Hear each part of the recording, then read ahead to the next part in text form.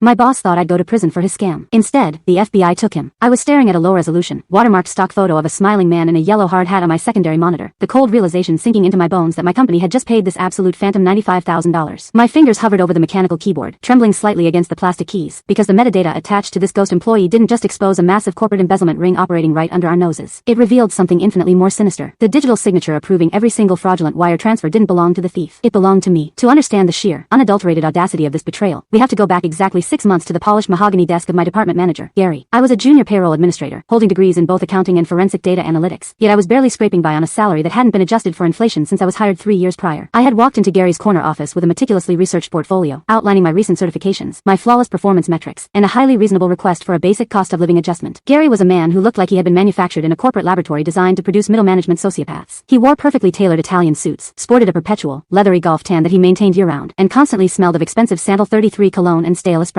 The budget is absolutely bone dry, Ruby, Gary sighed, rubbing his temples in a theatrical display of profound exhaustion, pushing my compensation portfolio back across the desk without even opening it. I'm barely making rent, Gary, I whispered, keeping my voice level despite the burning sensation rising in my throat. I took on the entire legacy database migration by myself. I am doing the work of 3 senior administrators. He leaned forward, steepling his perfectly manicured fingers, his eyes narrowing into cold, patronizing slits. We all have to make sacrifices in this economic climate, Ruby. I'm taking a pay cut myself just to keep the lights on around here, he hissed, the venom in his voice designed to make me feel small, greedy, and ungrateful. I felt the heat rising in my neck and my vision went blurry with rage. I wanted to scream. I wanted to flip his heavy mahogany desk right into his lap. Instead, I forced a tight, humiliating nod, stood up, and walked out of his office. 10 minutes later, I watched from the break room window as the man who claimed to be taking a pay cut to keep the lights on strutted out to the executive parking lot, unlocked his brand new charcoal gray Porsche 911 Turbo, and roared out of the complex. The rage didn't dissipate. It crystallized. It became the fuel that powered me through the grueling, mind-numbing task he had dumped entirely on my shoulders, migrating our rotting, 10-year-old legacy Oracle payroll database into a sleek, encrypted cloud infrastructure. It was a tedious, monumental undertaking that required combing through thousands of rows of employee data, verifying tax identifiers, and ensuring the routing protocols didn't shatter during the transition. It was 11:45 p.m. on a rainy Thursday. The fluorescent lights of the deserted accounting department hummed above me, casting a sickly yellow glow over my cubicle. I was cross-referencing a batch of remote consultant profiles when my eyes locked onto row 4892. The name was John Smith. The title was External Logistics Consultant. The annual salary was $95,000. My forensic training, honed over years of analyzing data anomalies, immediately triggered an internal alarm. The profile was entirely too sterile. I opened the internal Slack directory. John Smith didn't have an account. I checked the global Outlook exchange. John Smith had never sent or received a single internal email. I pulled his direct deposit routing information. The funds weren't going to a standard Bank of America or Chase account. They were being funneled through an obscure payment gateway known for international wire obfuscation, ultimately landing in an offshore account in the Cayman Islands. What started as a late-night data migration was about to spiral into a high-stakes game of digital cat and mouse. Over the next few days, I was going to uncover a corporate conspiracy so massive, it wasn't just draining hundreds of thousands of dollars from the company. It was actively designed to send me to federal prison. For full version, follow on-screen instructions.